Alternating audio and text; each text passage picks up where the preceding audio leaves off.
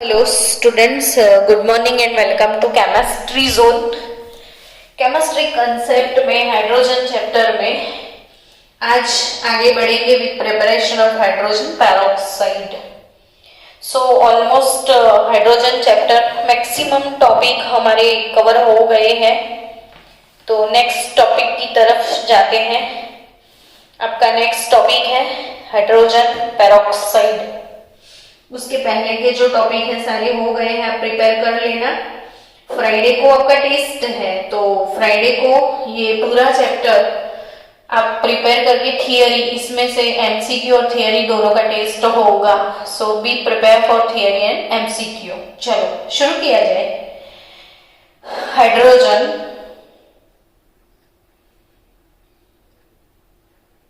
Peroxide.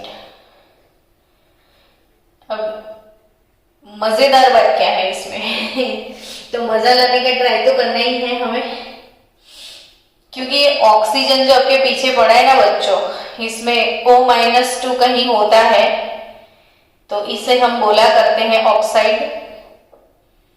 फिर O2-2 कहीं पे होता है, O2-2. तो इसका मतलब ये होता है O और O -2. O2 का मतलब OO-2. और बच्चों जब OO-2 होता है ना, तो किसी एक ऑक्सीजन का ऑक्सीडेशन स्टेट -1 होता है, और फिर O2-1 होता है. ये O2-2 को हम पेरोक्साइड बोलते हैं. क्यों पेरोक्साइड? तो अगर एक्सेस ऑक्सीजन होता है, मोर ऑक्सीजन, तो उसके लिए वर्ड यूज होता है पर यानी मोर ऑक्सीजन.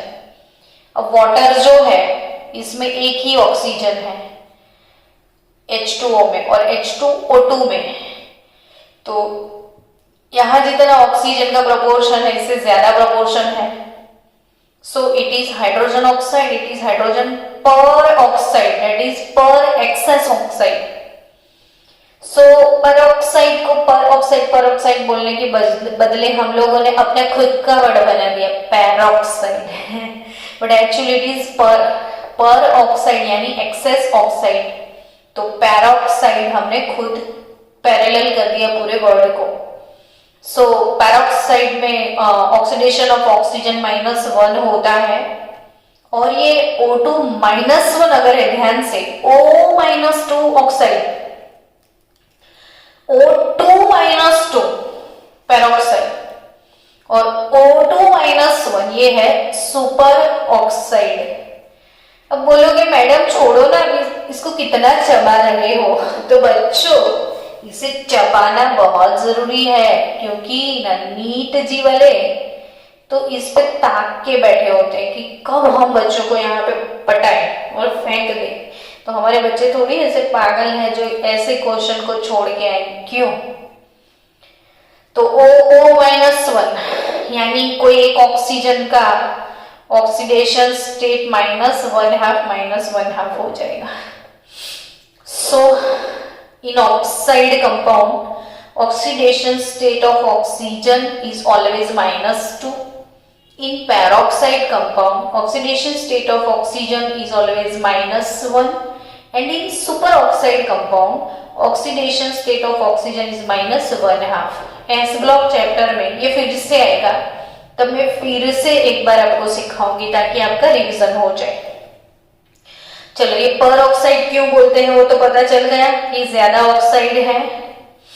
तो H2O2 जो अपना हीरो है आज का हाइड्रोजन पेरोक्साइड, उस हीरो का निर्माण किसने किया था, किसने उसे बनाया था, वो भी देखते हैं. सो सबसे पहला प्रिपरेशन इन 1818. कितना मस्त वो ईयर है, नहीं याद हो जाए बच्चे को. O2 time 1818 time. तो इन 1818, अब ऐसा तो कोई पूछेगा नहीं कि कौन सी ईयर में है, लेकिन जरूरी है ना आगे पीछे ऊपर नीचे का history. So in 1880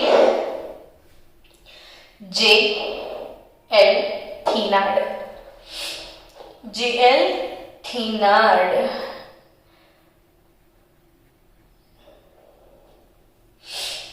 obtain hydrogen peroxide by the reaction of barium peroxide and sulfuric acid. By the reaction of barium peroxide and sulfuric acid. Wait for 1 minute बच्चों, मैंने ये तो देखा ही नहीं कि आपको दिख रहा है, यानी सेटअप है ना पूरा. सॉरी सॉरी सॉरी, शिट, मेरा वीडियो बिगड़ गया. Don't worry.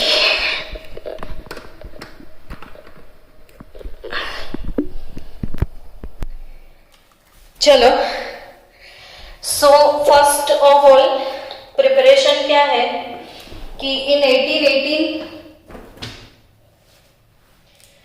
JL थिनाइड obtain hydrogen peroxide by the reaction of barium peroxide and sulfuric acid. बच्चों जैसा रिएक्शन है, फटाफट से समझ में आता है कि बा जो है अपनी बा सल्फेट के साथ बॉन्ड बनाती है और बा का सल्फेट मिलेगा और H2 चला जाएगा O2 के साथ. सो बेरियम पेरोक्साइड का रिएक्शन सल्फ्यूरिक एसिड से होगा तो आपको मिलेगा barium sulphate and hydrogen peroxide. Second thing है व्हेन बाइसल्फेट. ये सेकेंड प्रिपरेशन है ना बच्चों, वो काफी हेडेक वाला है जो बच्चों को याद ही नहीं रहता है, तो उसे ध्यान से समझना तो याद हो जाएगा. HSO4 माइनस, समझना बात को, HSO4 माइनस यानी HSO4 माइनस को क्या बोलोगे, कोई बोले क्या इसको? तो चलो, हर एक चीज में नीट कहीं से ले आने का. SO4 माइनस 2, इसको सल्फेट बोलते हैं. SO4 माइनस 2 को क्या बोलते हैं हम? सल्फेट. अब ये सल्फेट के आगे कहीं आपने ऐड कर दिया H प्लस, तो बनेगा क्या? HSO4 माइनस 1 हो जाएगा. क्यों? तो ये चार्ज +1, ये -2. 1 - 2 क्या होता है? -1 होता है. तो इसे हम बोलते हैं बाय सल्फेट. क्या बोलते हैं? बाइसल्फेट. तो बाइसल्फेट HSO4 माइनस यानी बाइसल्फेट. तो एक बस ऐसे वेसल लिया जाता है, इसमें एक्वियस बाइसल्फेट का सॉल्यूशन हो, एनोड लगा दो, कैथोड लगा दो, बैटरी कनेक्ट कर दो, है ना. तो ये वाली प्रोसेस को लोग क्या बोलते हैं? तो इलेक्ट्रोलिसिस. कोई एक वेसल में एनोड कैथोड को रख के, कोई एक वेसल में क्या रख दो आप? एनोड कैथोड रख दो, इलेक्ट्रोलिसिस कर लो. तो electrolysis of aqueous solution of bisulphate ion. तो प्रोसेस कौन सा है बच्चों? इलेक्ट्रोलिसिस. कौन सा प्रोसेस है? इलेक्ट्रोलिसिस. तो इससे क्या मिलेगा? तो देखो, मैं कंपाउंड सिखाती हूँ आज आपको, जो मैंने रेडॉक्स में सिखाया था. मार्शल एसिड सिखाया था रेडॉक्स में. क्या सिखाया था? Marshall acid. अब अगर भूल भी गए हो आप तो मैं मार्शल एसिड का फॉर्मूला रिवाइज करवा दूं. मार्शल एसिड क्या था पता है? H2S2O8. अब इसमें दो सल्फर है, दो सल्फर है. सल्फर 6 बॉन्ड बनाता है. 1 2 3 4 5 6. 1 2 3 4 5 6 हो गए. अब उसकी चारों साइड ऑक्सीजन को डाल दो. सल्फर ऐसा सोचो कि 16 ग्रुप का मेंबर होता है, उसकी मैक्सिमम बॉन्ड कैपेसिटी 6 होती है. तो मैंने सल्फर के आगे पीछे 6 बॉन्ड लगा दी. 1 2 3 4 5 6. 1 2 3 4 5 6. अब बच्चों अभी आप 11th में हो, तो जैसे रेडॉक्स चैप्टर पढ़ा आपने कि, और इसमें ये सारे फॉर्मूला वगैरह आपने सीखा, तो आपको थोड़ा बहुत टफ लगा, ऐसा लगा कि बहुत टफ है, हमें कैसे याद रहेगा, वो चीजें होती है आपके साथ। लेकिन यही जो ऑक्सो एसिड में भी अभी आपको मार्शल एसिड सिखा रहे हो ना बच्चों, आगे आप एस ब्लॉक चैप्टर पढ़ोगे ना तो फिर ये सारे स्ट्रक्चर आएंगे आपको। फिर उसके बाद आप पी ब्लॉक चैप्टर पढ़ोगे ना तो उसमें भी सारे स्ट्रक्चर आपको सीखने हैं। फिर उसके बाद आपको पी ब्लॉक के अलावा और एक चैप्टर है, इसमें भी सारे ये स्ट्रक्चर आपको करने हैं, और नीट के क्रैश कोर्स में। तो सोचो कि आप ये टॉपिक को एक नहीं, दो नहीं, 4-4, 5 बार, 6-6 बार पढ़ोगे। और दूसरी बात, आपके पास वीडियो भी है, आप चाहो इतनी बार रिवाइज कर सकते हो, तो आपको डरने की जरूरत नहीं है, इसको रिवीजन करने की जरूरत ज्यादा है। चलो, तो वैसे ही ये सल्फर 6 ग्रुप का मेंबर है, तो 1 2 3 4 5 6 तो सब जगह मैंने ओ लगा लिए। ऐसे ही हमने स्ट्रक्चर बनाया था ना मार्शल एसिड का, और इधर H डाल दिया था, इस दोनों को कनेक्ट कर लिया था। ये हो गया पेरोक्साइड। देखो, ये हम बोल रहे थे ना अभी पेरोक्साइड, O2-2, तो OO-2, तो ये है OO-2, ये पेरोक्साइड लिंक है। ये कौन सा एसिड है? Marshall acid. अब यही एसिड को उल्टा पुल्टा करके लिख दिया तो आप टेंशन में आ गए बुक वालों ने। तो कैसे लिखा देखो, उसने कैसे लिखा कि S और O, समझना, S और O ऐसा लिखा। फिर उसने कैसे लिखा समझो कि OOO यानी O3, OOO यानी O3 और एक H, तो SO3H हो गया, है ना। और ये S के इस साइड O, फिर बीच में O पेरोक्साइड, फिर S, फिर OOO और H, तो ऐसे इसने लिखा है। तो ये मार्शल एसिड है अपना। यानी अब आपको फिर से मैं समझाऊं, पेपर चेंज कर लेते हैं। आपको क्या सीखना है? आपको सीखना है कि 2 मोल्स ऑफ HSO4- एक्वियस, यानी जो बाइसल्फेट है, बाइसल्फेट की एक्वियस सॉल्यूशन का आप सीखोगे इलेक्ट्रोलिसिस। तो electrolysis of bisulphate ion, you will get SO3H OO SO3H, है ना, पर डाइसल्फ्यूरिक एसिड प्लस 2 इलेक्ट्रॉन। तो ऑब्वियसली इसने इलेक्ट्रॉन लूज किया, यानी प्रोसेस कौन सा हो गया? ऑक्सीडेशन एनोड पे होता है। ऑक्सीडेशन हमेशा एनोड पे होता है। तो एनोड पे ऑक्सीडेशन हुआ सल्फ्यूरिक एसिड का, देन आफ्टर इसका हाइड्रोलिसिस होता है। हाइड्रोलिसिस ये है इसका इलेक्ट्रोलिसिस, उसके बाद होगा hydrolysis of per disulphuric acid, then you will get again bisulphate ion plus 2H plus और H2O2, जो तो आपका फेवरेट है, जो आपको चाहिए, हाइड्रोजन पेरोक्साइड। यानी बच्चों, हाइड्रोजन पेरोक्साइड कैसे प्रिपेयर करोगे? तो उसकी प्रिपरेशन है सिंपल सी। हाइड्रोजन पेरोक्साइड की प्रिपरेशन है, क्या प्रिपरेशन है बोलो तो?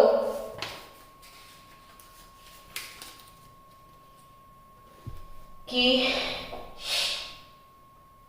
पर oxo disulphate ion, peroxo disulphate ion, या पेरोक्सो डाइसल्फेट, या per disulphuric acid obtained by electrolytic oxidation. ये इलेक्ट्रोलिसिस प्रोसेस हुआ, ऑक्सीडेशन प्रोसेस हुआ, तो per disulphuric acid is obtained by electrolytic oxidation of bisulphate ion.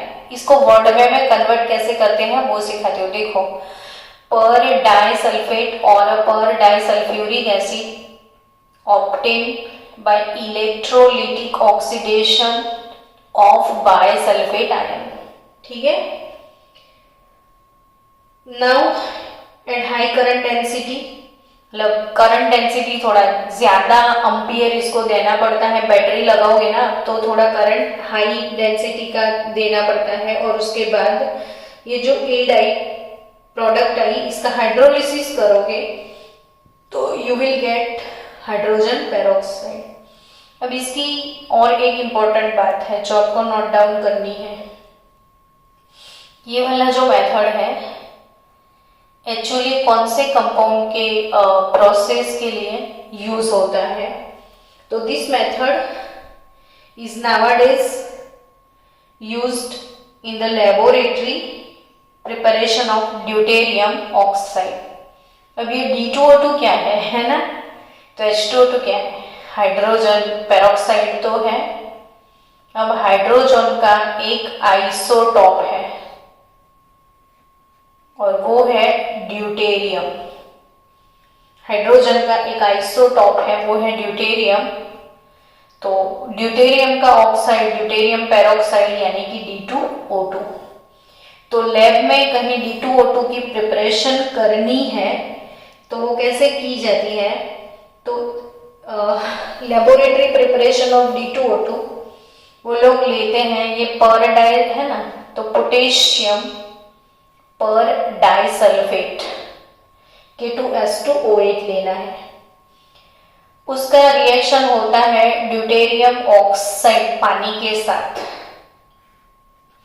तो मिलता क्या है 2KdSO4, कैडमियम सल्फेट मिलेगा आपको 2KdSO4. क्योंकि ये HSO4 मिला ना तो H निकाल दो तो DSO4 मिलेगा माइनस नेगेटिव, और इसमें पोटेशियम होगा तो KdSO4 जनरेट हो जाएगा. तो 2KdSO4 plus D2O2 in liquid condition. तो ये है ड्यूटेरियम पेरोक्साइड की प्रिपरेशन. चलो बच्चों बहुत हो गया. इंडस्ट्रियलिस्ट क्या ऐसे बनाते हैं, तो इंडस्ट्री में कैसे बनता है हाइड्रोजन पेरोक्साइड. सो इंडस्ट्री के लिए क्या किया जाता है, तो industrially it is prepared by the auto oxidation. Industrially it is prepared by auto oxidation. जो देखो आप कंफ्यूज हो गए हो तो मैं फिर से बता दूं आपको. सबसे पहला प्रिपरेशन था हाइड्रोजन पेरोक्साइड का, वो किसने किया था, तो J.L. थिनार्ड इन 1818 कैसे बनाया था. तो बा का O2 लिया था, H2SO4 से रिएक्ट करवाया तो बा का सल्फेट मिला और हाइड्रोजन पेरोक्साइड मिल गया. सेकेंड प्रिपरेशन बाबा कुछ नहीं है, बाबा को लिया SO3H SS बाय सल्फेट को लिया. बा को बाय बोल के बाय सल्फेट लिया, उसका इलेक्ट्रोलिटिक ऑक्सीडेशन किया, पर डाइसल्फ्यूरिक एसिड मिला, उसका हाइड्रोलिसिस कर लिया तो आपको मिल गया अगेन बाइसल्फेट जो रिप्रोडक्शन में यूज हो जाएगा. फिर 2H प्लस के साथ ऑक्सीजन हाइड्रोजन पेरोक्साइड. अब ये वाली प्रिपरेशन जनरली लेबोरेटरी में D2O2 बनाने के लिए भी हम यूज कर सकते हैं, लेकिन इन इंडस्ट्री तो auto oxidation of 2 alkyl anthraquinols, 2 alkyl anthraquinols, उसका ऑटो ऑक्सीडेशन किया. देखो शांति से एक बात सुनो, ये ऐसे हेक्सागोन बनाना सीख जाना. आप हेक्सागोनल स्ट्रक्चर है और इसके अंदर ऐसे सर्कल लगा लो तो ये हो जाएगा बेंजीन. अब बेंजीन का डुप्लीकेशन करो तो उसके साथ कनेक्ट कर दो दूसरा बेंजीन. लेकिन ये बेंजीन तो ट्विन्स नहीं, ये बेंजीन है ना बच्चों, जब ट्विंस हो जाता है, डबल हो जाता है, तो बेंजीन बेंजीन नहीं रहता है, वो नेप्थेलीन हो जाता है, नेप्थेलीन। और आप लोगों ने घर में देखे होंगे, मामा को बोलना कि मामा आप जो कपड़ों में या वॉशरूम में वो नहीं फिनाइल के बॉल होते हैं, वाइट वाइट से बॉल देखे होंगे, जनरली वॉशरूम में डालते हैं, कपड़ों में भी स्टोर करने के लिए डालते हैं, कपबोर्ड में होते हैं नेप्थेलिन बॉल। तो ये नेप्थेलिन का फॉर्मूला है, ये नहीं है ब्रांच। तो एक था तो बेंजीन, दो था तो वो नेप्थेलिन। वो सॉन्ग आपको याद आता होगा कि सोचता हूँ कि वो कितने मासूम थे, कैसे क्या हो गए देखते देखते। तो वो कितना मासूम था, उसने डुप्लीकेशन किया, ट्रुप्लीकेशन कर दिया, तीन तीन बेंजीन अगर आपने ले लिए ना तो उसे बोलते हैं एंथ्रासीन। ये एंथ्रासीन है। अब यही एंथ्रेसीन मैं बना रही हूँ, ऐसे एंथ्रेसीन बनता है। एक बेंजीन, फिर दूसरा बेंजीन, फिर तीसरा बेंजीन, और फिर इधर OH और इधर भी OH डाल दो। और ये पोजीशन पे क्या है, 2 अल्काइल एंथ्राक्विनोल है। इंडस्ट्री वाले जनरली 2 इथाइल एंथ्राक्विनोल यूज करते हैं, तो CH2CH3 इथाइल, तो एक कंपाउंड है 2 इथाइल। तो एंथ्राक्विनोल, आपकी टेक्स्ट बुक में ये नाम लिखा है 2 इथाइल एंथ्राक्विनोल। मैंने इसका रूप दिखा दिया ताकि उसके रूप को देख के आपको कंफ्यूजन ना हो कि ये कहाँ से भाई क्या आ गया। अब इसका ऑक्सीडेशन करना है, ऑक्सीजन घुसाने का प्रोग्राम है इसका। तो जब भी ऑक्सीडेशन करो ना तो अल्कोहल अल्कोहल नहीं रहता है, कीटोन बन जाता है। ये एक बेंजीन, फिर उसका दूसरा भाई, और ये इसका तीसरा भाई, तीनों बच गए कालिया।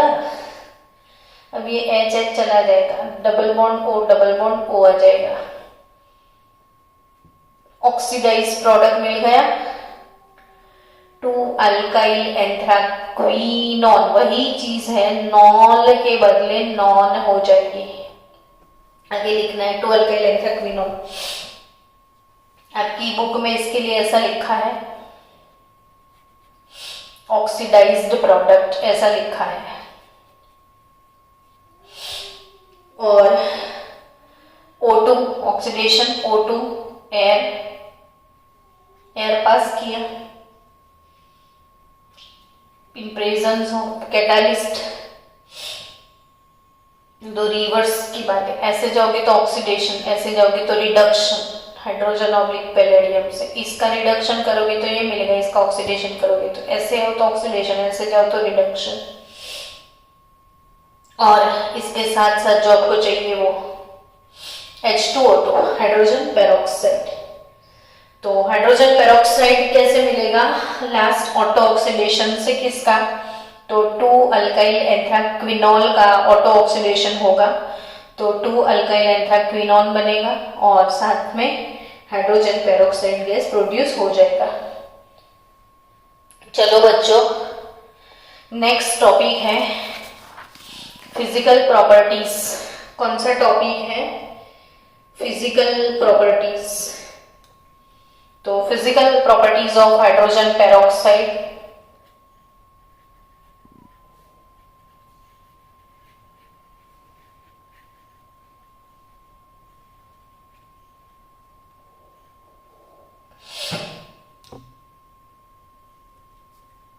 तो physical properties of hydrogen peroxide की बात की जाए,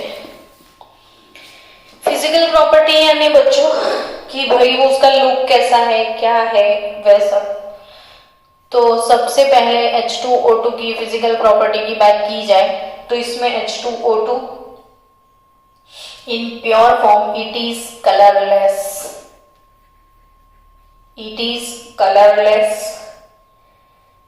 but if it is in more proportion, if it is in less proportion it is colorless liquid, but if it is in more proportion it is a blue colored dense liquid. Less proportion में ऐसा है और मोर proportion में blue colour का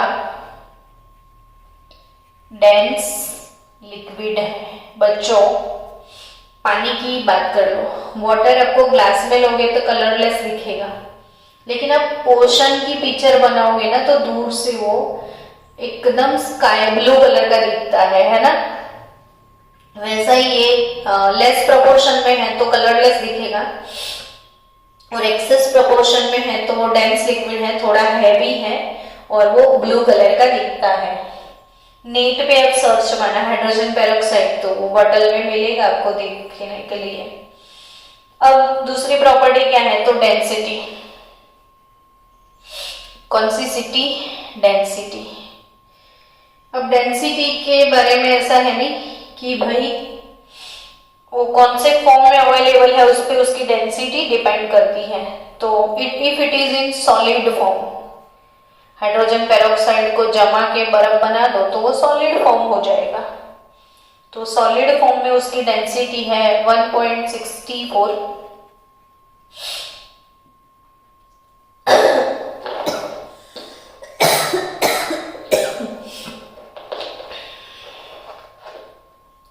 solid form में इसकी density है 1.64 ग्राम पर centimetre cube and in liquid form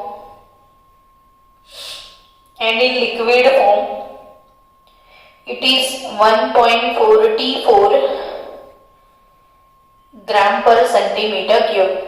solid में कितनी है डेंसिटी? 1.64 ग्राम पर centimetre cube and liquid form में इसकी कितनी है? 1.44 ग्राम पर centimetre cube. Next melting point कि भाई अगर वो सॉलिड है तो कौन से टेम्परेचर पे वो मेल्ट हो जाता है, तो इसका मेल्टिंग पॉइंट है 272.4 केल्विन, 272.4 केल्विन। और इसका बॉइलिंग पॉइंट जो है, बॉइलिंग पॉइंट वो है 423 केल्विन। मेल्टिंग पॉइंट 272.4 केल्विन और बॉइलिंग पॉइंट 423 केल्विन। और क्या खासियत है तो it is a strong oxidising agent. It is a strong oxidising agent. क्यों वो समझाती हूं। तो हाइड्रोजन पेरोक्साइड में ऑक्सीजन का ऑक्सीडेशन स्टेट होता है -1।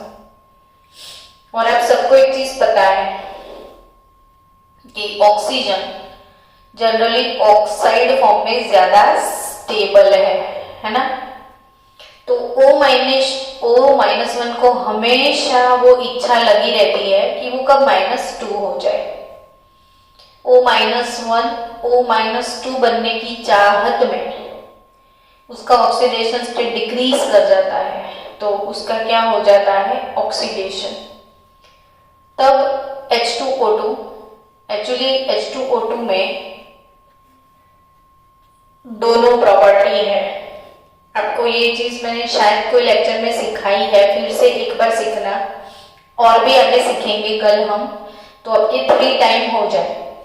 जो इसमें ऑक्सीजन का ऑक्सीडेशन स्टेट है वो -1 to -2 हो जाता है, यानी इसका ऑक्सीडेशन स्टेट क्या हो जाता है? डिक्रीज हो जाता है। और जब डिक्रीज हो जाता है तो इसका क्या हो रहा है? रिडक्शन। तो जिसका खुद का रिडक्शन होता है वो ऑक्सीडाइजिंग एजेंट होता है।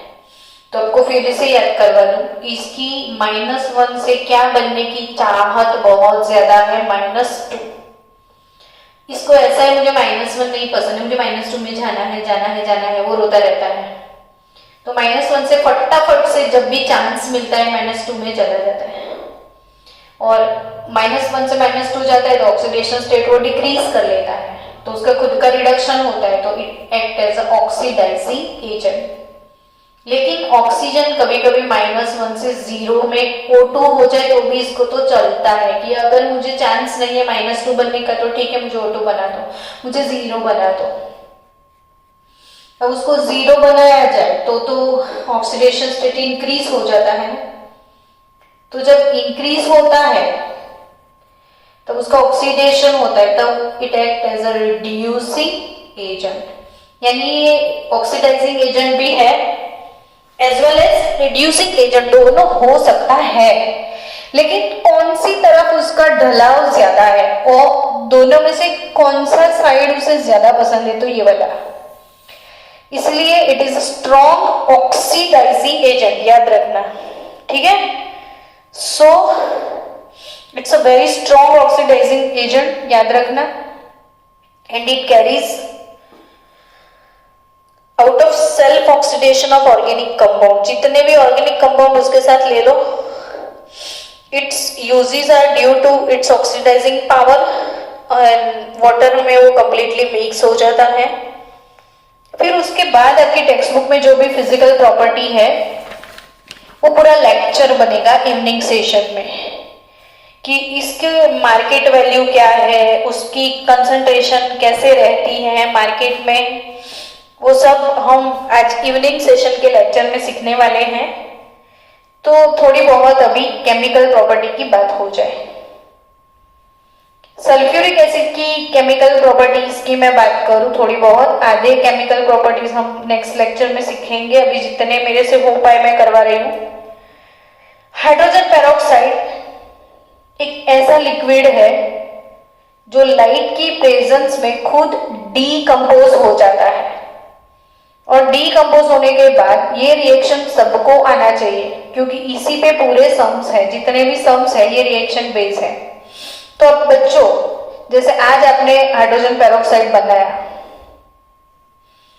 ऐसे ट्रांसपेरेंट बॉटल में रख दिया, फिर अब खुश होते होते घर पे चले गए, फिर भूल गए, थोड़े दिन बाद आप बॉटल खोलोगे तो इसमें से आपको H2O2 नहीं मिलेगा, पानी ही मिलेगा सिर्फ, क्योंकि ये in presence of light, sunlight की प्रेजेंस में खुद डीकंपोज हो जाता है, और डीकंपोज होके वो वाटर में कन्वर्ट हो जाता है। इसलिए आप एक चीज याद रखना कि हाइड्रोजन पेरोक्साइड को हमेशा ब्लैक कलर की बॉटल में स्टोर किया जाता है।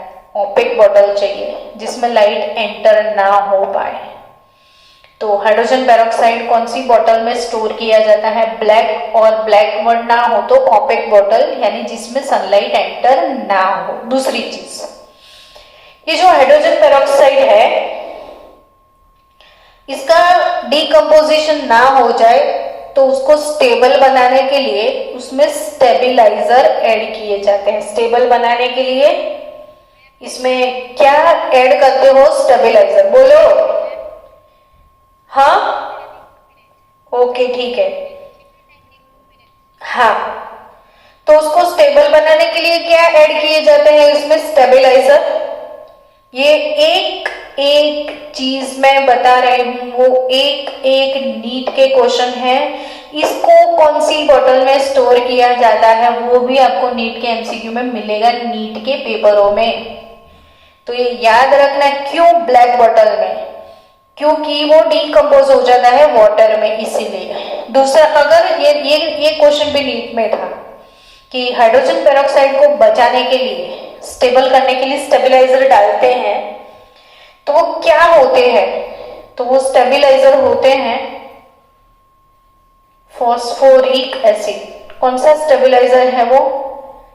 Phosphoric acid. And its oxidation and decomposition in water can be reduce. So इसके लिए एडिशनल फॉस्फेट सॉल्ट ऐसा कभी लिख के आए तो भी चलेगा। फॉस्फेट सॉल्ट लिखे, कोई भी फॉस्फेट सॉल्ट ऐड कर लो या फॉस्फोरिक एसिड ऐड कर लो तो ये स्टेबल हो जाएगा। तो एज अ स्टेबिलाइजर ये सॉल्ट इसमें डालते हैं, या तो इसको ओपेक या ब्लैक बॉटल में स्टोर करते हैं। चलो, और एक प्रॉपर्टी, दूसरी केमिकल प्रॉपर्टी मैंने पढ़ा दी थी अभी अभी कि sulphur hydrogen peroxide act as oxidising agent as well as reducing agent. तो वो ऑक्सीडाइजिंग एजेंट है तो क्या, वो रिड्यूसिंग एजेंट है तो क्या, ऑक्सीडेशन स्टेट में क्या चेंज आएगा, तो वो हम इवनिंग सेशन में सीखेंगे। तो अभी के लिए इससे ज्यादा कैपेसिटी नहीं है, तो हम ये वीडियो को इधर एंड करेंगे।